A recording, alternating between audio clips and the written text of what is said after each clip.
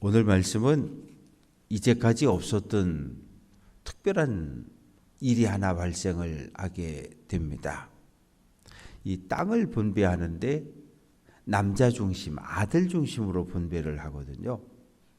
우리도 유교 문화 속에서 지내왔기 때문에 딸들에게는 유산을 나눠주지 않았어요. 그래도 아무도 말하지 않았어요.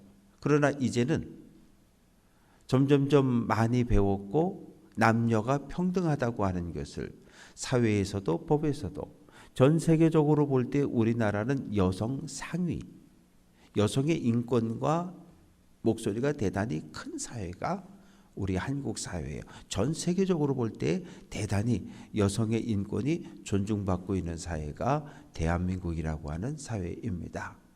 그러나 우리 교회만 놓고 보면 또 그렇진 않아요.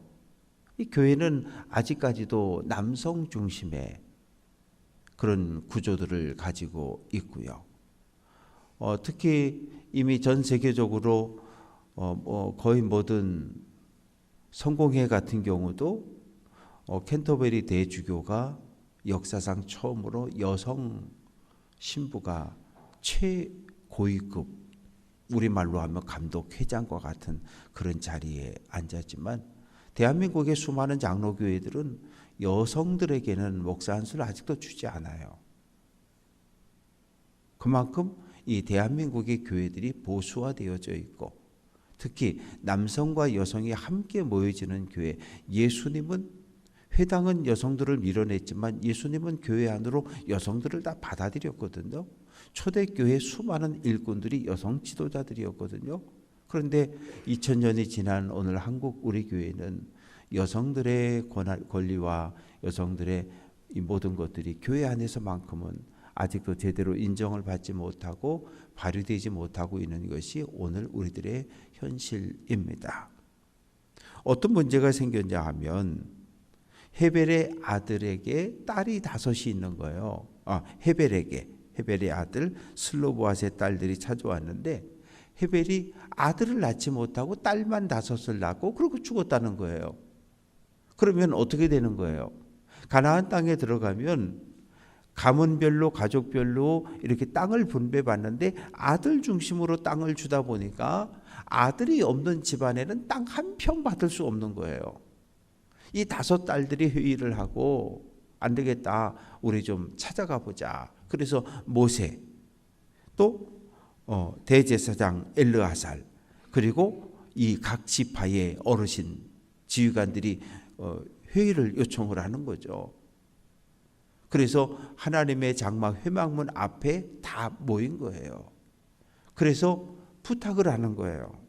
여러분, 우리 아버지가 광야에서 죽었습니다.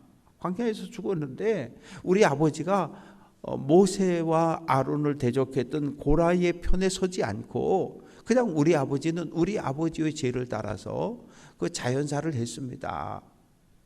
그런데 문제는 우리 형제 중에는 아들이 하나도 없습니다. 우리 아버지가 우리 부모가 딸만 5을 낳고 이 세상을 떠났는데 우리에게 땅을 달라는 거예요. 아들이 없다는 이유로 아버지의 유산이 자녀들에게 상속되는 것이 마땅한데 딸들이 없다는 이유로 아버지의 유산을 우리에게 주지 않으면 우리 아버지의 이름은 영원히 사라지는 거 아닙니까? 우리 아버지의 이름이 사라지면 우리들의 존재가 사라지지 않습니까? 이건 말도 안 됩니다. 그러니 4절 말씀 보면 아버지의 이름이 그의 종족 중에서 삭제되리까, 삭제된다는 말은 지워버린다는 말이에요. 우리 아버지는 실제 계셨고 그리고 우리 5 딸들이 있는데 아들이 없다는 단 하나의 이유로 아버지의 이름과 우리의 존재가 사라진다면 이거는 잘못된 것 아닙니까? 모세가 당황한 거예요. 왜? 이제까지 모든 수많은 율법들을 하나님께 받아서 백성들에게 알려주었는데 이런 내용이 없어요. 왜? 다 아들들이 다 있었는데 아들이 없는 경우가 처음 발생한 거예요. 그러니까 모세 생각대로 말할 수 있잖아요. 그런데 모세가 그렇게 하지 않아요. 잠깐 기다리라고. 그리고 돌아서서 하나님께 기도하는 거예요. 하나님이 저에게 주신 613개가 넘는 수많은 율법과 계명 가운데 이러한 경우에는 어떻게 해야 되는지에 대한 규정이 없습니다. 하나님 어떻게 할까요? 하나님께 기도했더니 6절 말씀, 여호와께서 모세에게 말씀하여 이르시되, 모세는 하나님께 기도했고 하나님은 모세의 기도에 응답해 주신 거예요. 그 방법을 알려주신 거예요. 7절, 슬로브앗의 딸들의 말이 옳다. 아들, 남성 중심의 사회라고 아들이 있는 집에만 땅을, 유산을 분배해 주는 것은 옳지 않다. 슬로브앗의 딸들의 그 5딸들의 아버지의 몫을 그 5딸에게 나누어 주라는 거예요. 그러니까 지금까지 없던 법이 새롭게 만들어진 거죠. 하나님의 말씀은 완결된 상태가 아니라 조금씩 바뀌어 가고 있는 거예요. 헌법도 완결이 아니라 상황에 따라 바꾸잖아요. 교회 안에 내규를 만들었지만 이것이 불변은 아니에요. 여러 가지 상황에 따라서 그 상황에 맞게 바꾸어 가야 되는 거예요. 이 법이 없으니까. 아니, 법이 없으니까 다시 만들고 다시 바꾸어 가는 거죠. 그래서 하나님이 지금까지 모세를 통해 주신 법에는 없어요. 그런데 하나님께서 새로운 법을 만들 것을 허락해 주시는 거예요. 만약에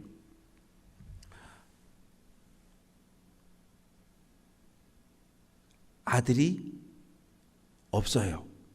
그러면 어떻게 하라고? 딸들에게 주고. 딸들도 없어요. 그러면 어떻게 하라고요? 아버지 형제들에게 그 땅을 나누어 주고. 형제도 없어요. 그러면 삼촌대에 땅을 나눠주고. 거기도 없어요. 그러면 가장 가까운 핏줄에게 그 땅을 나눠주라는 거예요. 왜? 땅 분배의 원칙은 지파별이잖아요. 그 지파에게 돌아갈 땅의 몫이 다른 지파로 넘어가지 않도록 땅을 나누어 줄 것을 명령하고 있습니다.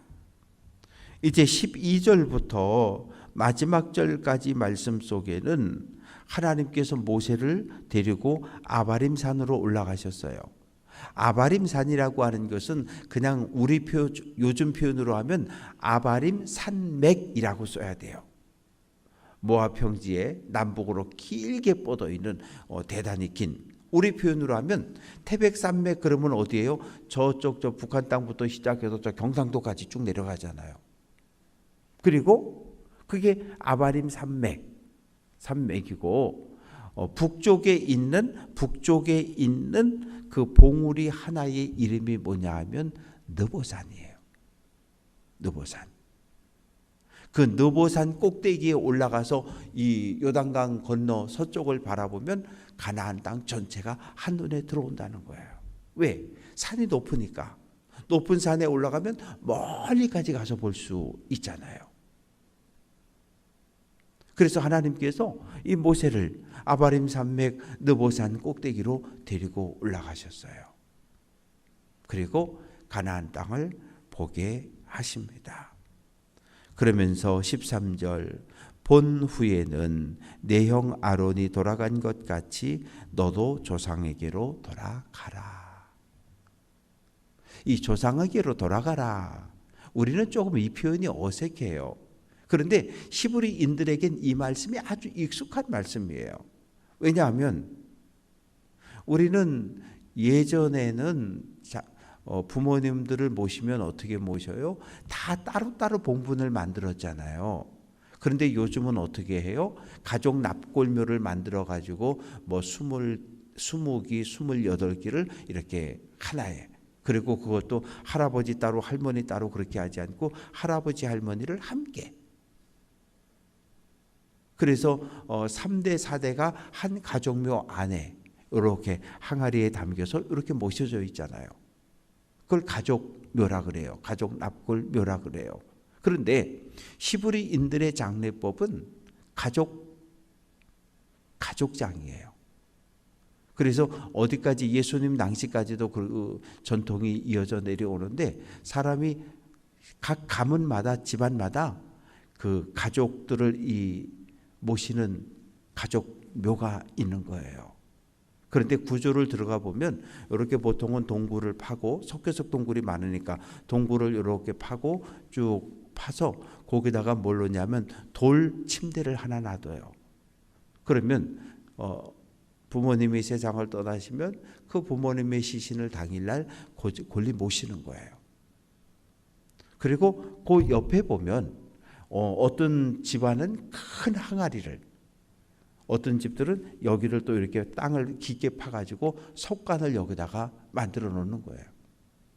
그러면 어떻게 되느냐 하면 1년쯤 지나면 살이 다 썩고 뼈만 남게 돼요. 그러면 장례를 모시고 당일날 모시고 1년 후에 와서 그 유해를 수습해서 옆에 있는 큰 항아리나 그 가족 뼈들이 모셔져 있는 그 뼈 위에다가 옮겨 놓는 거예요.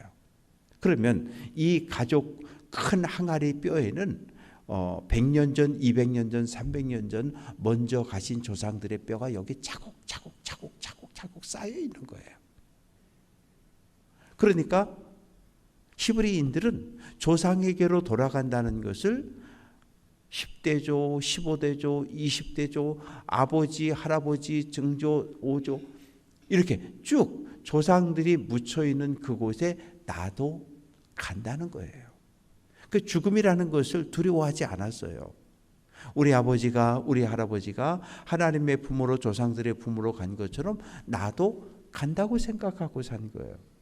그 죽음이라고 하는 걸 두려워하지 않았어요.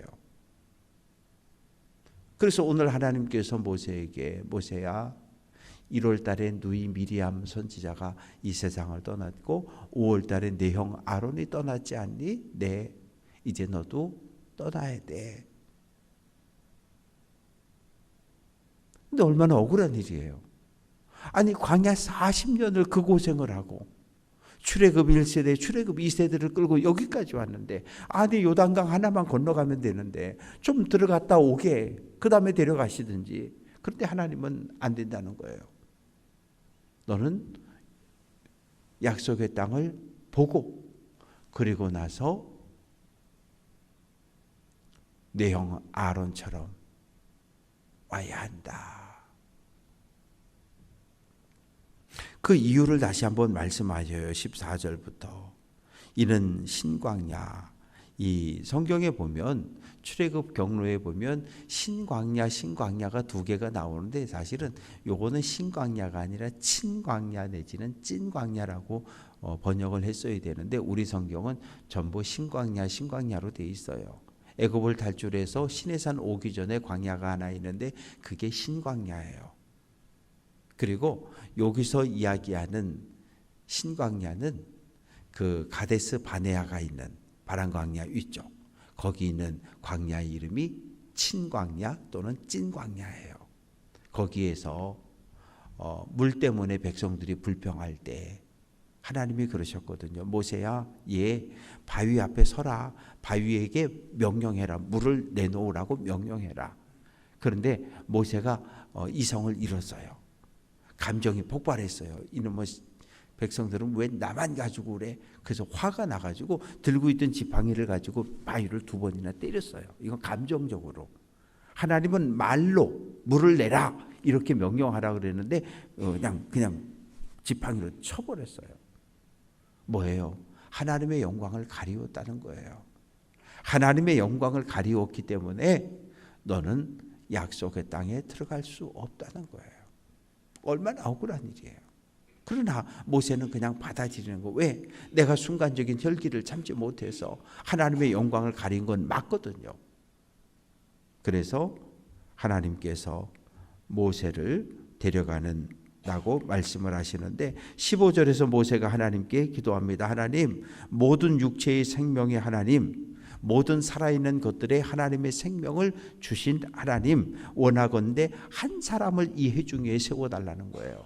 이제 하나님 나를 데려가시는 건 좋습니다. 내가 받아들입니다. 인정합니다. 그러나 나를 그냥 데려가고 다음 지도자를 세워주지 않으면 백성들이 양떼 없는 목자같이 어디로 가야 할지 맹수가 달려들으면 다 물려 죽을 수밖에 없지 않습니까? 하나님, 나를 데려가시되 내 뒤를 이어서 이 백성을 이끌고 가나안 땅, 요단강 건너 가나안 땅에 들어갈 일꾼들을 뽑아달라는 거예요. 일꾼을 세워달라는 거예요. 나는 하나님께서 날 오라 그러니까 전 갈게요. 그러나 그냥은 못 가는 거예요. 왜? 지난 40년 동안 출애굽 1세대를 2세대를 이끌어가던 모세가 사라지면 백성들은 혼란에 빠질 수밖에 없잖아요. 하나님, 이 백성을 위해서 내 뒤를 이을 지도자를 세워달라고 요청을 합니다. 그러자 18절에서 하나님께서 모세야, 너네 아들 여호수아 있잖아.